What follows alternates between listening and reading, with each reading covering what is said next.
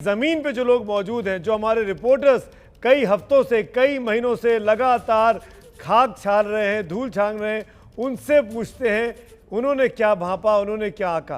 पंकज झा, कुछ नहीं तो कम से कम महीना भर हो गया है घूमते हुए, बहुत इलाके घूमे आपने। अब आपकी परीक्षा का वक्त है, नंबर देने हैं आपको, किसको और कितने और क्यों। सुमित, देखिए, मुझे लगता है कि सेकेंड फेज ऑफ पोल जो है नंदीग्राम का, उससे चीज़ें साफ हो सकती थी, तब तक रुक जाना चाहिए था, क्योंकि वहाँ का जो सामाजिक आधार है ना कि 30% मुस्लिम और 70% हिंदू, ममता बनर्जी और शुभेंदु अधिकारी। लेकिन अब तक की जो मेरे पास अपना जो फीडबैक है, अपनी जो सोच है, समझ है, उसके हिसाब से लगता है, और 2019 के लोकसभा चुनावों को अगर आधार मान लें तो मैं बीजेपी को बढ़त दूंगा 145 सीटों के साथ, टीएमसी 130, और ये जो लेफ्ट कांग्रेस और आईएसएफ का गठबंधन है उसके लिए मैं 19 रखता हूं। इस आधार पर ये मानते हुए कि जो साइलेंट वोटर है उसमें से एक बड़े तबके का झुकाव शायद बीजेपी की तरफ है, जो अभी खुलकर नहीं बोल रहा है। बड़ी बात आप कह रहे हैं। तो पंकज, आपने ऑलमोस्ट बीजेपी की सरकार बनवा दी है, एक या दो विधायकों की ही कमी है संख्या में, और अगर वो 19 को जोड़ लिया जाए, ऊपर नीचे हुआ, तो पंकज के मुताबिक भारतीय जनता पार्टी की सरकार बन सकती है। इस पंकज का ये ओपिनियन है, ओपिनियन मैं फिर क्लियर कर दूं, पंकज ने जो पाया समझा उसके हिसाब से बोल रहे हैं। अब बारी है हमारी स्टार रिपोर्टर मनोज्ञा की, जो करीब 20 साल से, 2 दशकों से लगातार पश्चिम बंगाल में काम कर रही हैं, वहाँ रहती हैं, उस ज़मीन को जानती हैं, भांपती हैं और बहुत से हमलों को झेलती हैं। अब बताइए मनोज्ञा, आपका आंकड़ा।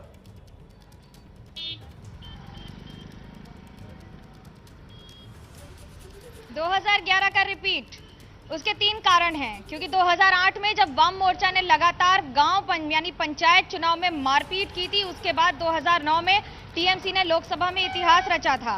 2010 में चुनाव हुए थे, निकाय चुनाव, जिसमें बढ़त हासिल की थी और 2011 में सत्ता पर आ गई थी।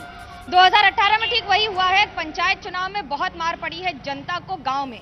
उसके बाद 2019 में लोकसभा में उसका पहला ट्रेलर मिला है। 2020 में जो हुआ है वो निकाय चुनाव नहीं हो पाया कोविड की वजह से।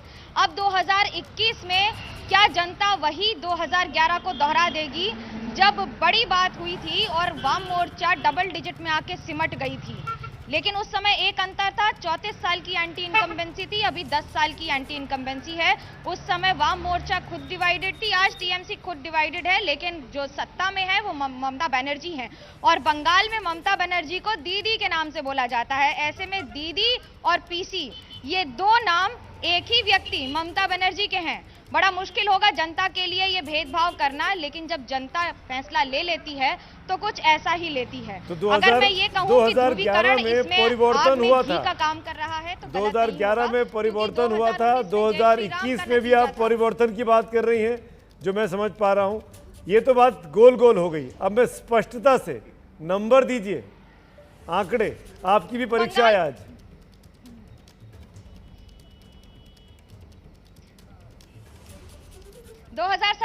1970 के बाद से कभी भी बंगाल की जनता ने कोई भी हंग असेंबली नहीं बनाई है।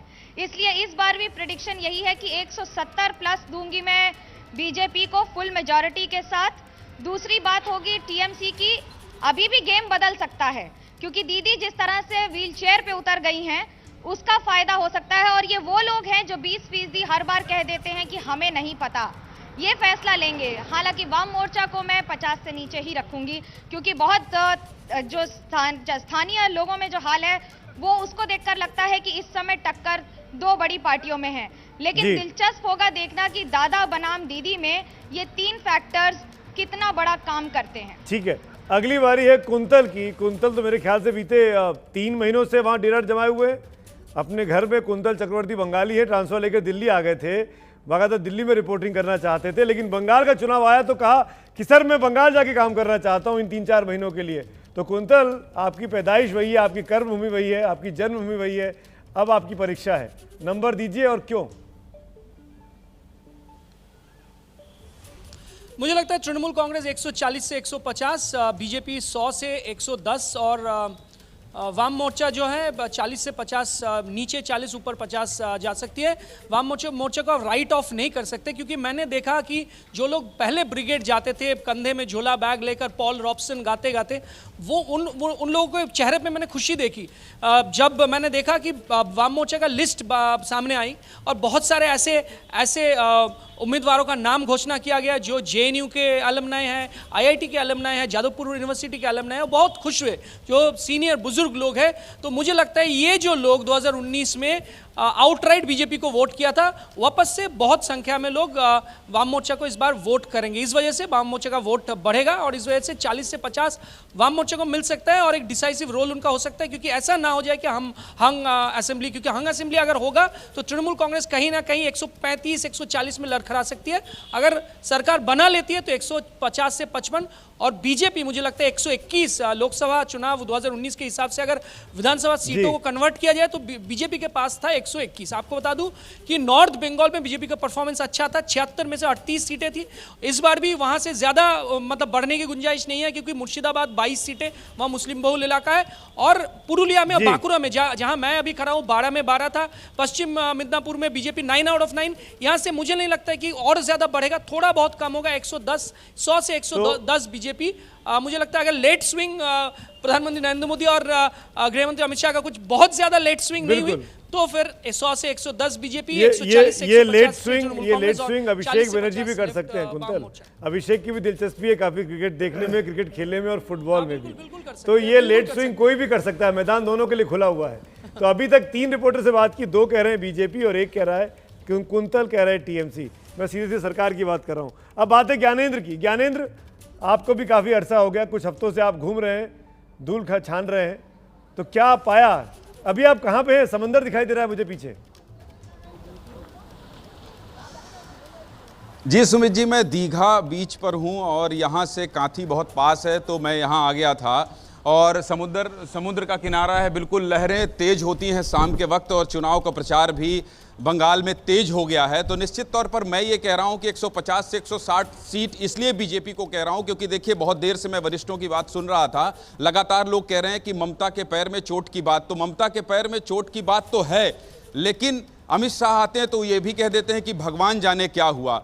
और फिर नंदीग्राम के बारे में प्रधानमंत्री मोदी अपनी रैली में बोलते हुए कहते हैं कि नंदीग्राम का अपमान हुआ है। तो निश्चित तौर पर तरह तरह की बात की जा रही है। दूसरी, अगर भीड़ का पैमाना देखा जाए तो भीड़ दोनों ही पार्टियों की रैली में बहुत तेजी से उमड़ रही है। और आज प्रधानमंत्री नरेंद्र मोदी की सभा में कांथी में जिस तरह की भीड़ थी और जिस तरह से प्रधानमंत्री मोदी को सभा से बाहर आकर 1 किलोमीटर का राउंड लगाना पड़ा, बीजेपी ने अपने तमाम बड़े चेहरों को, जो सांसद हैं, केंद्रीय मंत्री हैं, उनको टॉलीवुड से लेकर तमाम लोगों को उतार दिया है चुनाव में। तो यह कहा जा सकता है कि तुष्टीकरण की बात कर रहे हैं। पीएम मोदी हमेशा हर रैली में तुष्टीकरण की बात करते हैं। शुभेंदु अधिकारी अपने हर सभा में, हर रैली में, हर पत्रकारों से बात करते हुए टीएमसी के नंबर नहीं बताए फीसदी और 27% की बात करते हैं। बीजेपी 150-160 कह दिया, टीएमसी का 115 से 120। सुमित जी, मैं इसलिए कह रहा हूं कि देखिए लोग जो 15 से 20%, वरिष्ठ सहयोगी पंकज जी जो कह रहे थे कि कल के ओपिनियन पोल में जिस तरह से 20% लोग ये कह रहे हैं कि हम कुछ नहीं कह पा रहे हैं, ये जो नहीं कह पा रहे हैं वाले लोग हैं, ये बहुत बड़ा असर डालने वाले हैं। जी ज्ञानेंद्र के, मैं ये बात क्लियर कर दूं यहाँ तमाम दर्शकों को कि ज्ञानेंद्र के इमीडिएट बॉस जो है वो पंकज झा हैं, तो ज्ञानेंद्र उनकी तरफ ही जा रहे हैं। जो पंकज कह रहे हैं वही ज्ञानेंद्र कह रहे हैं। सेफ चल रहे हैं ज्ञानेंद्र इस पूरी चर्चा में, और रणवीर भी मुस्कुरा रहे हैं। रणवीर की रिपोर्टिंग भी पंकज के पास है। हाँ भाई रणवीर, आप भी अपने बॉस के साथ हैं, कुछ और आकलन है आपका? नहीं, मुझे थोड़ा इस बात को लेकर संशय है कि बीजेपी सीधे तौर पर सरकार बना पाएगी। मुझे लगता है कि इस वक्त कम से कम टीएमसी को थोड़ा फायदा है। 140 से 150 के बीच में टीएमसी और 120 से 130 के आसपास बीजेपी रहेगी। इसकी वजह सिर्फ 2 मैं मानता हूं। एक, राज्य का चुनाव है और ममता बनर्जी का चेहरा लोगों के सामने है। बीजेपी के पास स्पष्ट तौर पर कोई चेहरा नहीं है, लेकिन जिस तरीके से प्रधानमंत्री के चेहरे पर चुनाव लड़ रही है, 3 से 120-130 अगर चली जाए बीजेपी तो कोई हैरानी नहीं होगी। दूसरा जो बहुत बड़ा पहलू है वो ये कि बहुत सारे लोगों से मैं मिला उत्तर बंगाल से लेकर साउथ बंगाल तक, और लोगों के बीच में एक डर है, इस बात का डर कि अगर वो वोट देते हैं बीजेपी को और सरकार नहीं आती है तो उनके साथ कहीं कोई हिंसा ना हो, कहीं कोई घटना ना हो। और ये डर जो है ना, ये डर मैंने पाया है कि बहुत बड़ा एक तबका है जिसके अंदर है। कलकत्ता में मैं अभी परसों एक गली में बैठा हुआ था और उस गली में ज़ोर ज़ोर से स्पीकर पर तृणमूल का खेला होबे बज रहा था, तो मुझे खुद भी डिस्टर्बेंस हो रहा था। तो मैंने उनसे पूछा कि आप लोग मना क्यों नहीं करते हैं, तो उन्होंने कहा ये बाबा कौन मना करेगा, ये तो हमको पीट सकते हैं। तो ये जो डर है, तो ऐसे में बीजेपी अपने वोटर्स जो हैं, जिनको नए नए वोटर बना के रखी है, उसको बूथ तक लेके जा पाएगी और उनसे वोट करा पाएगी। ये चुनौती है, लेकिन अगर बीजेपी की सरकार आ भी जाए तो भी बहुत हैरानी नहीं होगी, क्योंकि 1 महीने का चुनाव बाकी है। जी बिल्कुल, तमाम सीनियर रिपोर्टर्स, दिग्गजों की बात आपने सुनी, और हमारी जितने बैटरी ऑफ रिपोर्टर्स इस वक्त बंगाल में मौजूद हैं, बीते करीब 3 महीनों से लगातार कवर कर रहे हैं।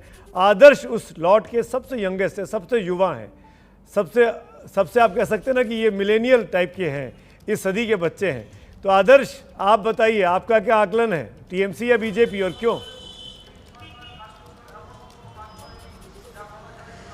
सुमित जी, अगर आप ये आंकड़ा मुझसे आज के 10 या 15 दिन पहले पूछते तो मैं कहता कि बीजेपी 80 से 90 सीटें या 100 सीटें ज़्यादा से ज़्यादा और टीएमसी पूर्ण बहुमत के साथ सरकार बना रही है। लेकिन अभी जब मैं पिछले 15 से 20 दिनों में बंगाल के अलग अलग इलाकों में, खासतौर पर ग्रामीण इलाकों में, उन इलाकों में जिसके वोटर की गिनती हमारे ओपिनियंस में, सर्वे में नहीं हो पाती है, उन इलाकों में जब मैं घूम रहा हूं, किसानों से बात कर रहा हूं, मजदूर वर्ग और खासतौर पर महिलाओं से जब मैं बात कर रहा हूं, ग्रामीण महिलाओं से, तो उनका साफ तौर पर बीजेपी की ओर झुकाव है, रुझान है। इसलिए मेरा आंकड़ा जो होगा वो बीजेपी के लिए 130 से 40 के बीच में, टीएमसी के लिए 150 से 60 के बीच में। लेफ्ट गठबंधन की जो बात कर रहे थे हम, पीरजादा के आने से कोई बहुत ज़्यादा फर्क नहीं पड़ने वाला है। मेरा ख्याल से 10 से ज़्यादा सीटें वो नहीं जीत पाएंगे, और अन्य जिनमें हम बहुत सारे लोगों को नहीं जोड़ रहे हैं, 4 सीटें। इसके पीछे का बड़ा कारण मैं आपको बहुत कम शब्दों में बता देता हूं सुमित।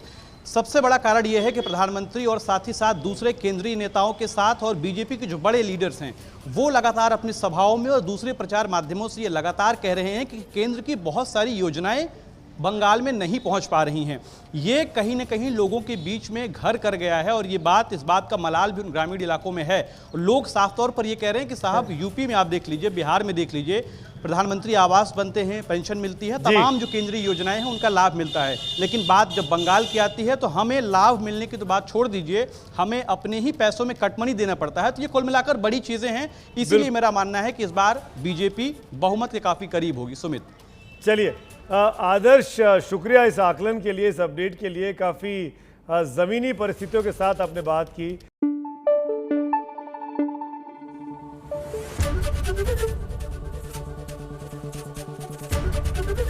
एबीपी न्यूज़ आपको रखे आगे।